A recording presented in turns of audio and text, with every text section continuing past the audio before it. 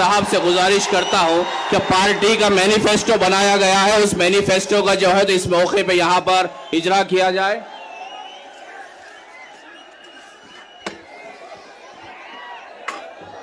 नारे तकबीर।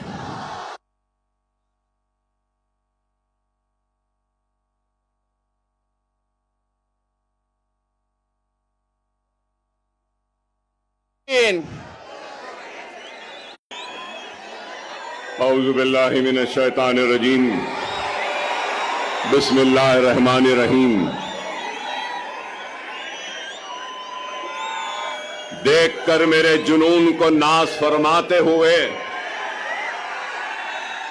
देखकर मेरे जुनून को नाज़ फरमाते हुए मौत शर्माती है मेरे सामने आते हुए।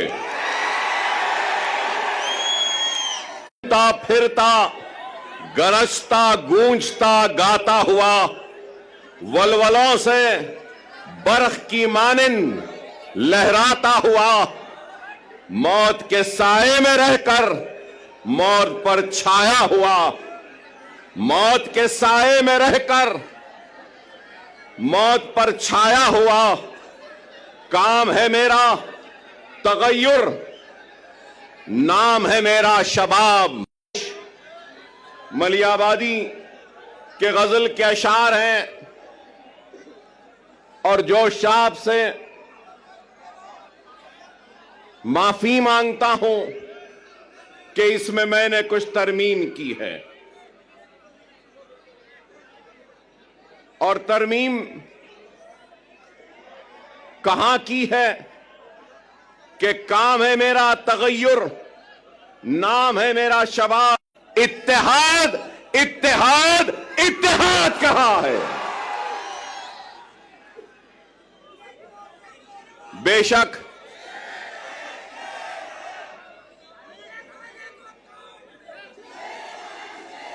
माफ करना, मुझे यह नारा पसंद नहीं। मैं शेर नहीं हूं,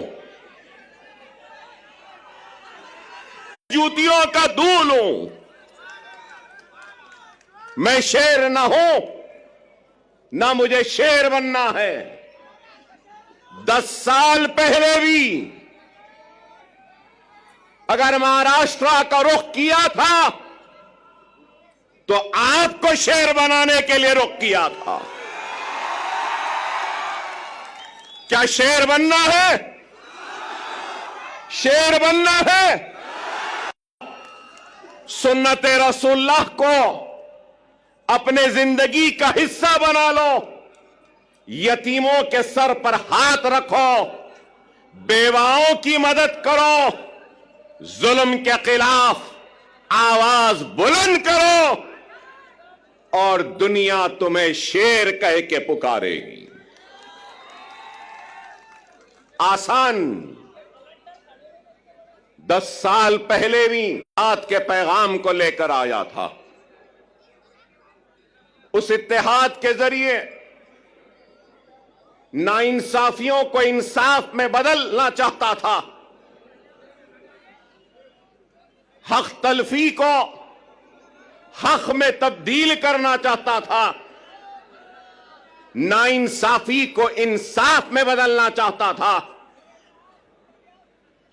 और हथे पे तिलक लगाने वाले का है, सर पे पगड़ी बांधने वाले का है, उतना ही ये मुल्क चेहरे पे दाढ़ी रखने और सर पे टोपी पहनने वाले का भी है।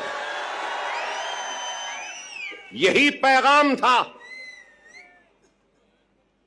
और यही कोशिश थी जिसको लेकर हम आगे बढ़े थे। 2014 में मैंने अपनी गाड़ी में तय किया था, अपनी जान को हथेली में रखकर डराया गया, धमकाया गया, लेकिन न डरे न घबराए, बेखौफ होकर बेबाकी के साथ इज़ारे हक को बयान किया और सिर्फ आपसे अगर इल्तिजा की और इत्तेहाद कहा। मैं ये भी याद दिलाऊं कि अकबरुद्दीन ओवैसी 10 साल पहले भी अगर आया था तो इत्तेहाद के लिए आवाज को उठाई थी, दरख्वास्त की थी, तो अपने इस शेरवानी के दामन को फैलाकर अपने कलमगो भाइयों के सामने यही कहा था कि ये इत्तेहाद का भिखारी आया है, तुम अपने इत्तेहाद की खैरात मेरे दामन में डाल दो।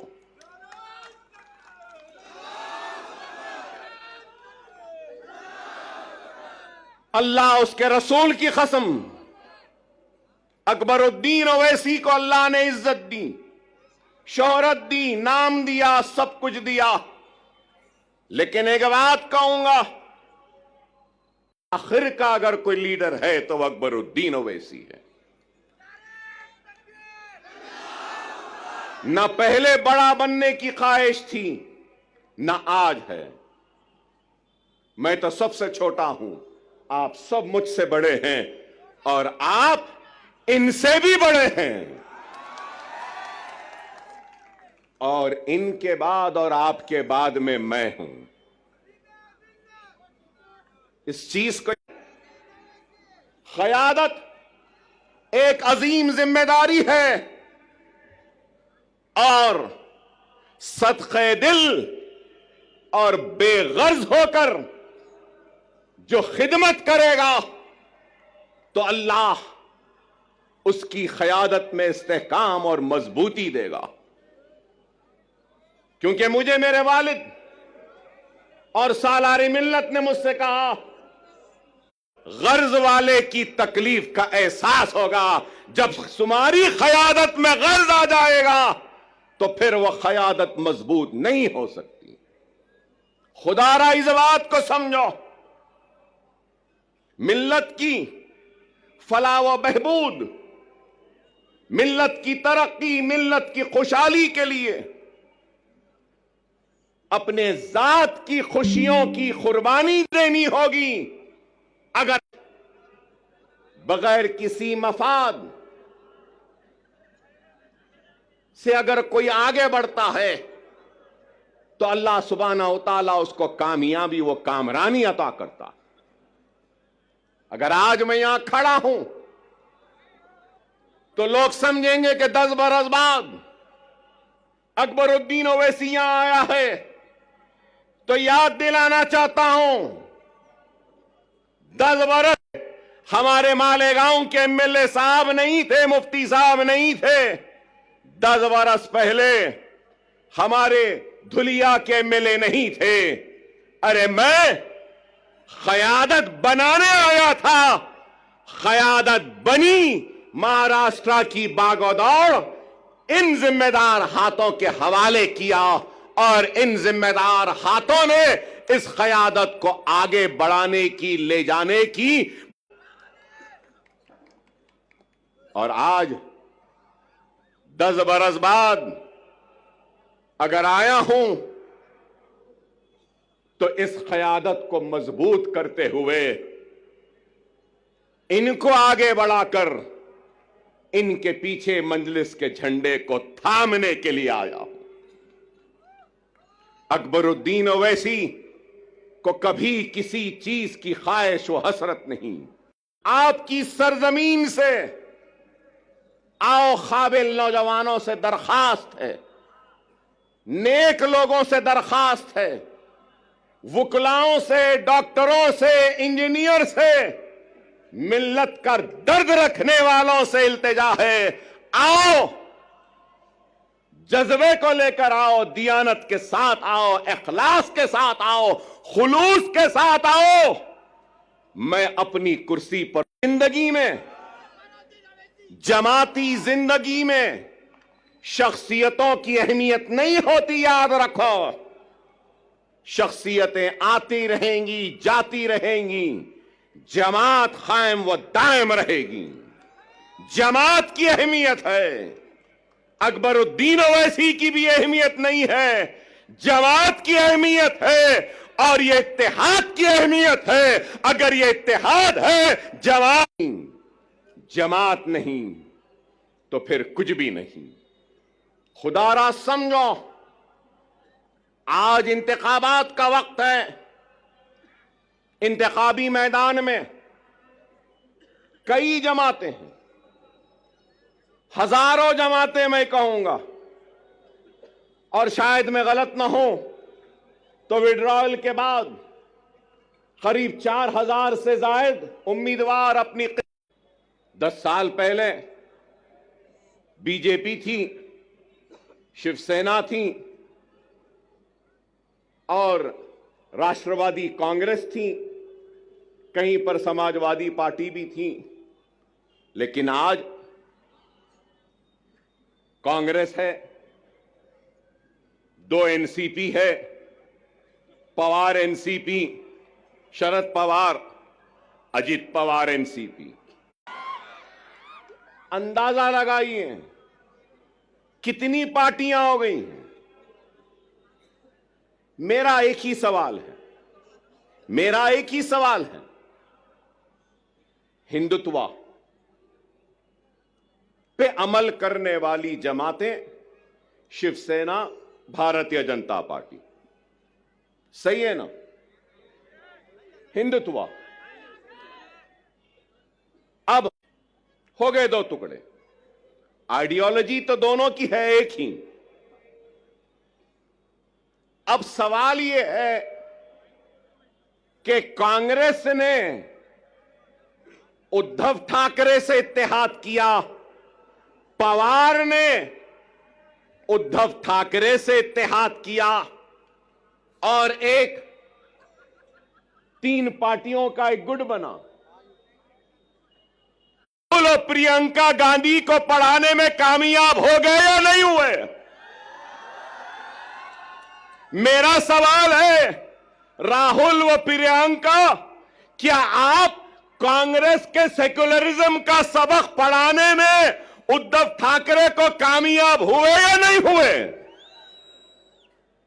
फिर मेरा सवाल है, शरद पवार साहब, क्या आप उस सेना को पढ़ाने में कामयाब हुए या उद्धव ठाकरे हिंदुत्व का सबक पढ़ाने में आपको कामयाब हुए? यह मेरा सवाल है। चलो, ये इनका हो गया।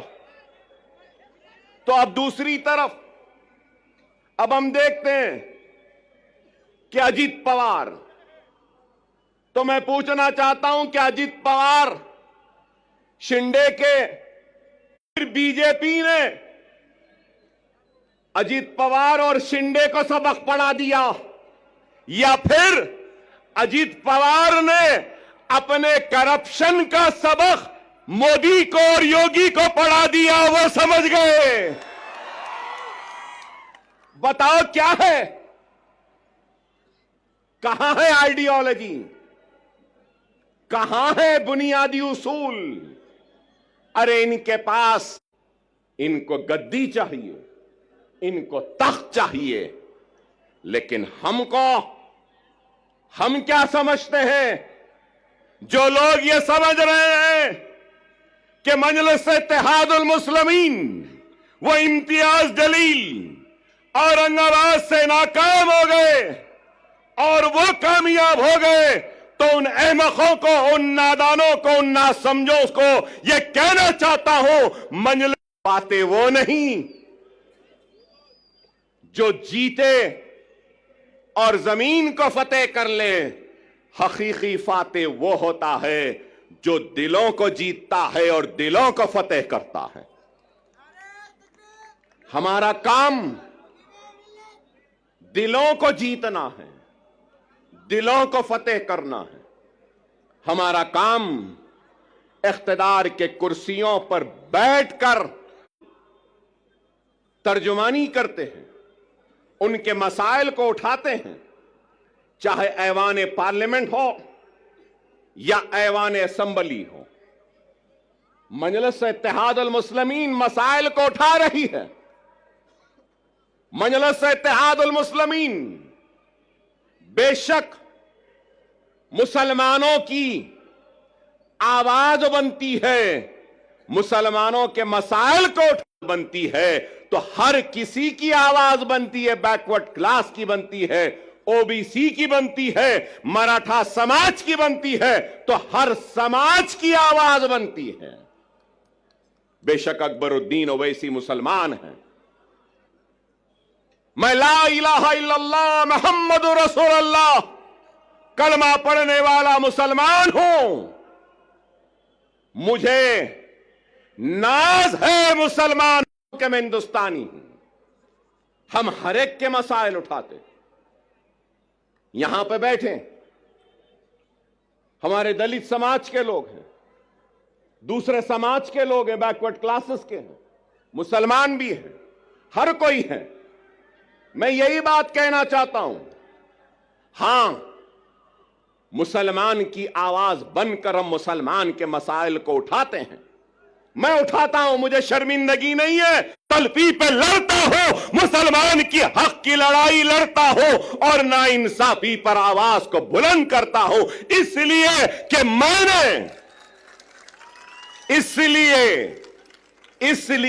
मैंने दस्तूर पर हल्फ लिया है। बहैसियत रुकने असेंबली अवामी नुमाइंदे मेरी जिम्मेदारी है कि मैं सबसे पीछे वाले को आगे लाऊं। क्या लीडर की यह जिम्मेदारी नहीं? क्या कोई ये इस बात से इनकार कर सकेगा कि हिंदुस्तान की सबसे बड़ी अक़लियत मुसलमान रोजी रोटी, कपड़ा, मकान, तालीम, खुशहाली में सबसे पीछे है? और आज हमारी कोशिश वो पीछे जो मुसलमान है उसको आगे लाएं। आ जाएगा तो अगर पीछे ब्राह्मण रहेगा तो उस ब्राह्मण को भी आगे लाने का काम हम करेंगे, क्योंकि हमने दस्तूर पे हलफ लिया है। पिछड़ों को, कमजोरों को आगे बढ़ाना हमारी जिम्मेदारी है। यह हमारी सोच है। लेकिन हमारी सोच को मीडिया हाउसेस, अभी इम्तियाज जलील साहब ने मुझसे कहा कि इनके साथ साथ वो आपके दोस्त आए हैं, हमको बताते हैं कि हम भड़काऊ भाषण देते हैं। भड़काऊ नहीं देते, हम हक बयान करते हैं। वो अलग बात है कि हमारी हक बयानी का जवाब इनके पास नहीं होता तो उसको भड़काऊ बना देते हैं।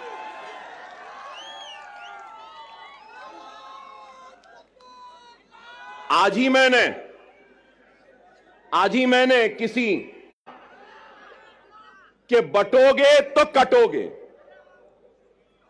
लोग काफी एतराज कर रहे हैं उस बात पर, मगर मैं ये कहूंगा,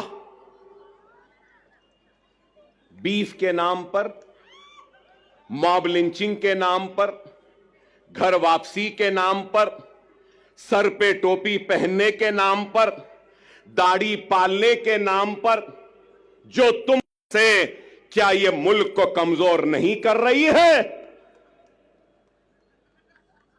इसका जवाब दो मुझे। अगर हिंदू और मुसलमान को तुम लड़ाओगे, हिंदू और मुसलमानों को नफरत कराओगे, तो क्या यह मुल्क को कमजोर करने के बराबर नहीं है? और अगर मैं कह रहा हूं, मैं अकबर ओवैसी मुसलमान, मैं कह रहा हूं नरेंद्र मोदी, ऐ योगी, जितना तेरा हिंदुस्तान है उतना मेरा भी हिंदुस्तान है। हिंदुस्तान न तेरी जागीर है न मेरी जागीर है। हिंदुस्तान हिंदू, मुस्लिम, सिख, ईसाई, पारसी, हर मजहब के मानने वालों का है। मजहब भगवान अल्लाह गॉड को नहीं मानने वाले का भी है, किसी एक का नहीं है। क्या है? बेरोजगारी। इस मुल्क का सबसे बड़ा मसला क्या है? महंगाई। इस मुल्क का सबसे बड़ा मसला क्या है? हर 2 मिनट 3 मिनट को रेप होते हैं, इस मुल्क का सबसे बड़ा मसला क्या है? ग्रेजुएट्स को नौकरियां। इस मुल्क का सबसे बड़ा मसला क्या है? मुल्क की कमजोर इस मुल्क का सबसे बड़ा मसला क्या है? रुपये की गिरती हुई कदर को ऊंचा करना। आप बताओ, क्या बेरोजगारी को दूर करने कुछ हो रहा है? महंगाई को दूर करने कुछ हो रहा है? क्या बेघर लोगों को घर देने के लिए कुछ हो रहा है? कुछ नहीं हो रहा है। सिर्फ इस मुल्क बटोगे तो कटोगे कहां? उसके बाद कहा कि जात पात की सियासत। अरे जात पात की सियासत बोलने वाले, तू ये क्यों नहीं कहता कि मजहब की सियासत नहीं करनी चाहिए? यह बात क्यों नहीं कहते? ये तो मजहब की सियासत करेंगे, नफरत के बीज को बोते जाएंगे, असल मसाइल से तवज्जो होने वाला एक रेप, यह हिंदुस्तान का सबसे बड़ा मसला है। एक औरत रात के अंधेरे में घूम नहीं सकती, खेतों में उसकी इज्जत और इस्मत को लुटेरे लूट रहे हैं, यह मसला है। अरे इस पे बात करो, इस पे कुछ करो। नहीं, मुसलमान ऐसा, मुसलमान के इतने बीवी, मुसलमान हो गया। CAA NRC, CAA NRC. Parliament में थे इम्तियाज जलील साहब, हर मसले पर। अरे आप बताओ, आज मैं यहां खड़े होकर कह रहा हूं, जिम्मेदारी के साथ कह रहा हूं, मजलिस इत्तेहादुल मुस्लिमीन के एक जिम्मेदार लीडर की हैसियत से कह रहा हूं और ये ऐलान कर रहा हूं, उनके लीडर, मैं उनसे कहूंगा, हमारा पूरा साथ आपके साथ है, हमारा पूरा ताउन आपके साथ है।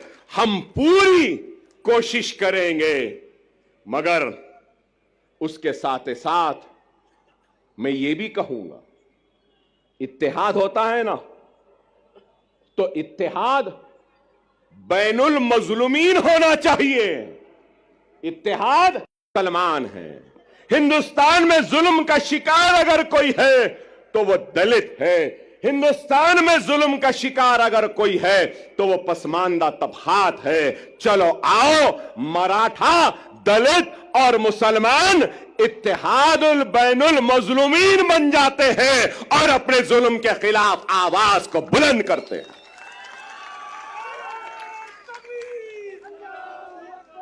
मगर मेरी बात कतई कर रहे हैं, भूख हड़ताल में बैठे हैं, उनसे कहना चाहता हूं, सिर्फ जरंगे पाटिल साहब से, सिर्फ मराठा समाज पिछड़ा हुआ नहीं है, पूरा मराठवाड़ा भी पिछड़ा हुआ है। क्या मराठवाड़ा पिछड़ा हुआ नहीं है? क्या मराठी पूना, ये सारी चीजों का दूसरा हिस्सा है विदर्भ का, तीसरा हिस्सा है मराठवाड़े का। इन तीनों हिस्सों में सबसे पिछड़ा, सबसे पीछे कौन है? मराठवाड़ा है।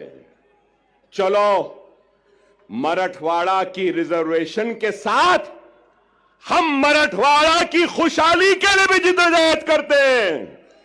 30 साल पहले तो सिर्फ मुसलमान, सिर्फ हिंदू मराठा नहीं होता, मुसलमान भी मराठा है, दलित भी मराठा है और मराठवाड़ा में रहने वाला हर कोई मराठा है। अब मैं कहता हूं, 30 साल हुए, मीडिया वालों जरा तवज्जो, 30 साल हुए, 30 इयर्स, 30 साल क्या है? Marathwada statutory development board, Marathwada statutory development board, जो सिर्फ मराठवाड़ा के लिए बनाया गया। कागज पे तो है, पैसा नहीं है, कुछ नहीं देते। चलो मराठों के रिजर्वेशन के साथ क्या तैयार हो? क्या तैयार हो? मराठवाड़ा का किसान खुदकशी कर रहा है। मराठवाड़ा के लोग पानी के लिए तरस रहे हैं। मराठवाड़ा के लोग दवाखानों के लिए तड़प रहे हैं। दवाखाने नहीं है, 100-100, 200-200 किलोमीटर को जाना पड़ता है पूरे मराठवाड़ा में। आज का इंतजाम आज है या नहीं बताओ? क्या नाम के बदलने से रोजी मिल जाएगी? क्या नाम के बदलने से रोटी मिल जाएगी? क्या नाम के बदलने से किसानों की खुदकशी रुक जाएगी? क्या नाम के बदलने से पानी की प्यास मिट जाएगी? क्या नाम के बदलने से क्या बीमार को नाम में क्या रखा है? ऐ नाहेलो ना समझो, ऐ झूठो, ऐ बेमानो, काम करो काम। क्या यह गलत है? नीति आयोग की रिपोर्ट उठाकर देख लीजिए मीडिया वालों। काबिल है, मुझसे काबिल, मुझसे पढ़े लिखे फिक्र करने वाले। और मैं तो खुला कह रहा हूं, मोदी और योगी का मैं तो दुश्मन हूं, शायद आप उनके दोस्त हैं। बताओ उनको, जाकर बोलो नीति आयोग क्या कह रहा है। नीति आयोग की लेटेस्ट रिपोर्ट कह रही है मेरे मराठा भाइयों कि सबसे पिछड़ा हुआ जीएसडीपी कम है, रोजाना की कमाई। इम्तियाज जलील साहब से भी कहूंगा, सीमांचल की तरक्की के लिए मजलिस लड़ रही है। आप पार्लियामेंट में थे तो आप भी लड़े, अब आप आओ, मैं भी आपके साथ हूं। हम मराठवाड़ा की खुशहाली व तरक्की के लिए लड़ेंगे। हम मराठों का साथ में लेंगे, मुसलमानों को लेंगे, हिंदुओं को लेंगे, मराठों को लेंगे, हम लड़ेंगे। क्या मेरी बात से आप राजी हैं? राजी हैं? मेरी बात सही है? सही है तो नारे तकबीर, नारे तकबीर, नारे तकबीर। मराठा चीफ मिनिस्टर नहीं चाहिए, मराठवाड़ा में पानी चाहिए। मराठा, वो क्या कहते हैं, guardian minister. Maratha guardian minister नहीं चाहिए। मराठों और मराठवाड़ा को उसका हक चाहिए। ये हम चाहते हैं, ये हमारी सोच है, ये हमारी फिक्र है। मैंने आपसे पहले भी कहा कि क्या उद्धव ठाकरे वोट की अहमियत को समझो। यहां मौजूद सारे लोगों से कहूंगा कि जमहूरियत के जश्न, ये इलेक्शन में तुम्हारी सबसे बड़ी अगर कोई ताकत है तो याद रखो वो तुम्हारा वोट है। वोट का सही इस्तेमाल करो। अगर वोट का गलत इस्तेमाल करोगे तो नहीं मालूम क्या गारंटी है। पूरी गारंटियों का दौर चल रहा है। हमारे पास भी 6 गारंटी आई, कर्नाटक में भी गारंटी आई, हरियाणा में भी गारंटी आई। मिस्टर मोदी ने कहा कि मोदी की गारंटी, वाह वाह, ठीक है भाई, वहां भी गारंटी, यहां भी गारंटी, इनकी भी गारंटी, उनकी भी गारंटी, चाय वाले की भी गारंटी। मैं ये यहां मौजूद ये लोगों का सवाल है, क्या शरद पवार गारंटी देंगे कि इलेक्शन के बाद आप मोदी के साथ नहीं जाएंगे?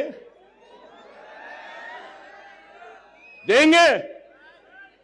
क्या अजीत पवार साहब आप गारंटी देंगे कि इलेक्शन के बाद आप शरद पवार के पास दोबारा वापस नहीं जाएंगे? वाले के पास चाय की प्याली लेके नहीं जाएंगे? क्या शिंदे गारंटी देंगे कि इलेक्शन के बाद वो ठाकरे के पास दोबारा नहीं जाएंगे? नेहरू और गांधी क्या इस बात की गारंटी देंगे कि वो कभी भी बीजेपी और मोदी के साथ नहीं जाएंगे, हिंदुत्व के साथ नहीं जाएंगे? अरे आज तस्लीम करना है कि हम हिंदू हैं, हिंदुत्व पॉलिटिक्स हम में है और हम हिंदुत्व पॉलिटिक्स को कबूल करते हैं। डायरेक्टली तो कबूल नहीं किए, इनडायरेक्टली कबूल कर लिए। कोई ऐसा खाता है तो कांग्रेस ऐसा खा रही है। यही है, यही है। समझो मेरी इस बात को। आवाज है, राव की आवाज है, रेड्डी की आवाज है, पाटिल की आवाज है, पटेल की आवाज है, गांधी की आवाज है, पवार की आवाज है, हर किसी की आवाज है। अगर आवाज नहीं है तो ला इलाहा इल्लल्लाह मोहम्मदुर रसूलुल्लाह कलमा पढ़ने वाले की आवाज नहीं है। और मैं इस सियासी शोर गुल में जोरदार नारा लगाने के लिए आया हूं, अपनी जात के लिए नहीं आया हूं। मैं तुम्हारी इज्जत के लिए आया हूं, तुम्हारे वक़ार के लिए आया हूं, तुम्हारे वजूद का एहसास दिलाने के लिए आया हूं कि हम जिंदा हैं, हम मुर्दा कौम नहीं है। तुम जिंदा कौम हो। अगर तुम जिंदा कौम हो तो उठो, उठो। तो याद रख लो तुम्हारा वजूद खतरे में है। यही जोश, यही वलवला, यही उठना 20 तारीख का दिन है। उठोगे ना? उठोगे ना?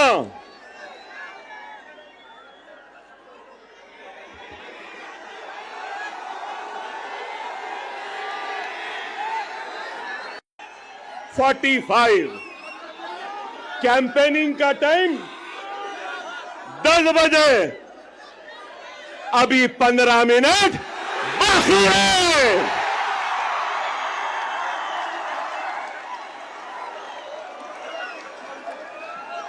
अरे भाई 15 मिनट बाकी है, सब्र करिए। ना वो मेरा पीछा छोड़ती है ना मैं उसको। नारे तकबीर, नारे तकबीर। अल्हम्दुलिल्लाह, अल्हम्दुलिल्लाह। खुदारा मेरी बात को समझो, वक्त नाजुक है। हमारा सबसे अव्वलीन फरीजा क्या है? क्या है? महाराष्ट्र में टिकट देना, हराना है। उसके साथ हमारी जिम्मेदारी है। जहां जहां हमारे नुमाइंदे हैं, हमको अपने नुमाइंदों को भी कामयाब करना है। मैं आपके जोश की कदर करता। जोश है और होश नहीं तो वो कौम कामयाब नहीं होती। वही कौम कामयाब होती है जिस कौम के पास जोश भी होता है और होश भी होता है। थोड़ी देर है, सुन लें, अपनी बात को खत्म करूंगा। 12 मिनट है।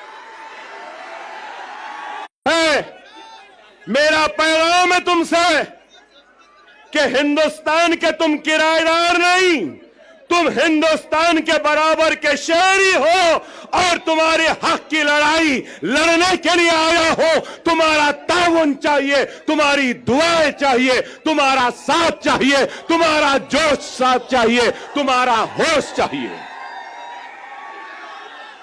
क्या ताउन दोगे? तो मजलिस इत्तेहादुल मुस्लिमीन से किसी भी वजह से दूर होने वाले हर फर्द, हर मर्द, हर खवातीन, हर कायद से अपील करता हूं कि आओ इस जमात में आ जाओ, वापिस आ जाओ। ये जमात तुम्हारी भी है, ये तुम्हारी थी। मजलिस का चाहने वाला किसी वजह से नाराज है, किसी वजह से दूर है, तो अकबरुद्दीन ओवैसी यहां खड़े होकर अपनी जमात और अपने इन कायदीन की तरफ से मैं माफी चाहता हूं, मगर ये कहना चाहता हूं कि खुदारा अपनी जात के लिए, अपने खुद के न खुदारा आओ, हम अपने कुर्सियां तुमको देने तैयार। बहुत से उलमा, मशाइखीन, वुकला, डॉक्टर्स, इंजीनियर, रोजमर्रा की मजदूरी करने वाला एक मजदूर, मैं उससे अपील करता हूं कि आ जाओ। ये वक्त है, ये वक्त है 2 मिनट की खामोशी।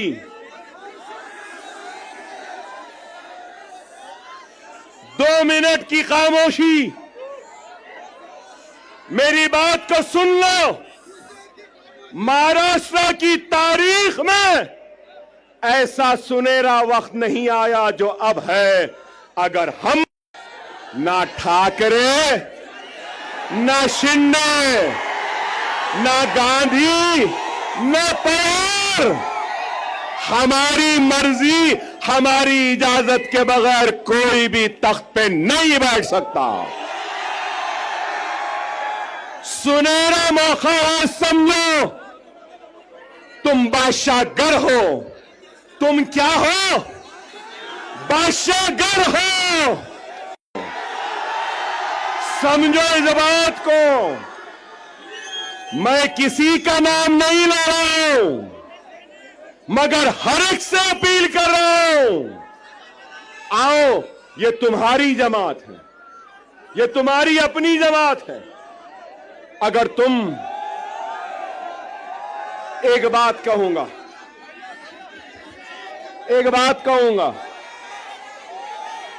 एक बात, सीने से, अपने खून से उस जमीन को सेंचते हैं, वो बीज एक पौधे का शक्ल इख्तियार करती है, फिर उसके बाद वो पौधा एक दरख्त बनता है, और दरख्त बनने के बाद उस दरख्त में क्या आते हैं?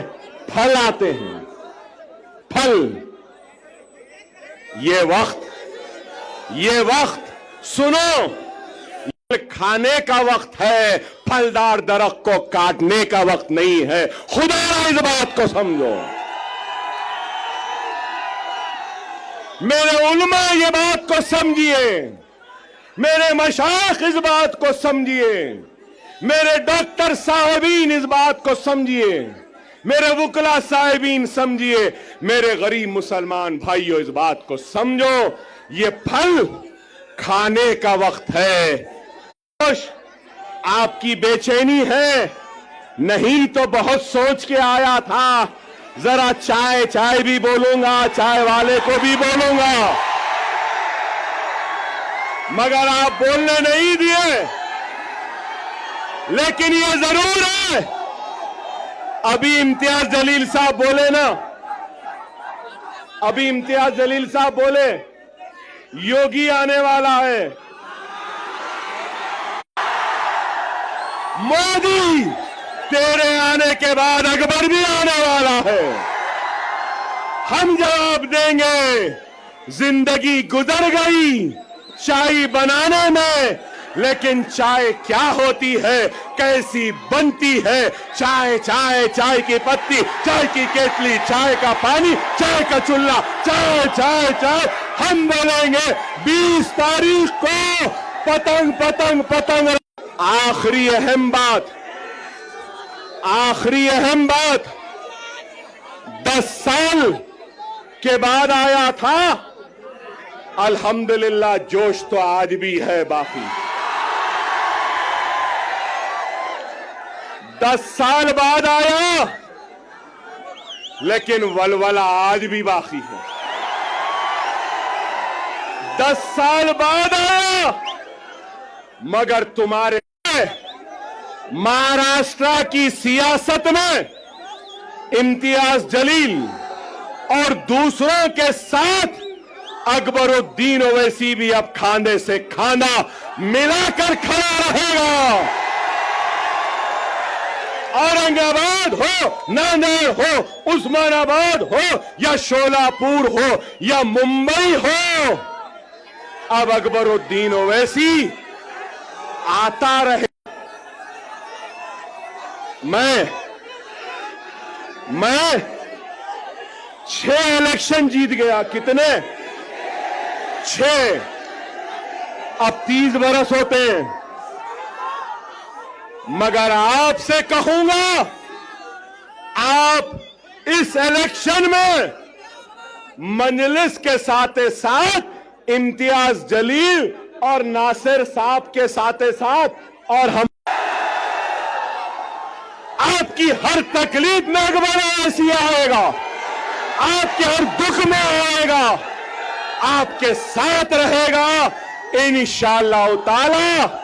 हम 20 तारीख को आसमान में सिर्फ पतंग पतंग पतंग पतंग पतंग पतंग पतंग रहेगी। नारा तकबीर। हम सब एक हैं, हम सब एक हैं और हम सब एक रहेंगे। औरंगाबाद हमारा था, हमारा है, हमारा रहेगा। वाखिर दार अल्हम्दुलिल्लाह रब्बिल आलमीन।